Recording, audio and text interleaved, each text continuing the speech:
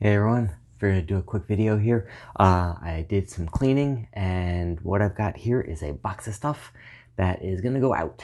And I figured, have you guys drop some comments of what you'd like to see me do a teardown of next. And I'll take the top 3 or top 5 and those will be the next ones I do teardowns of. So let's take a look. All right, here we go. We've got a portable light. We have a little desk light. We have a couple of clock radios. One of them has a laser projector for the time on the wall or the ceiling. Got a computer mouse. We have a little tablet, GPS. We've got some LED light bulbs. These are some of the switches I've taken out. One of them was the failed one from my earlier video.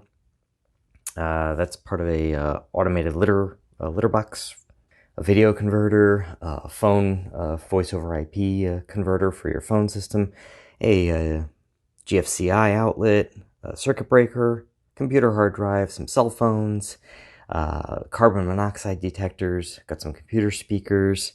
That's actually a power window motor from a Ford truck.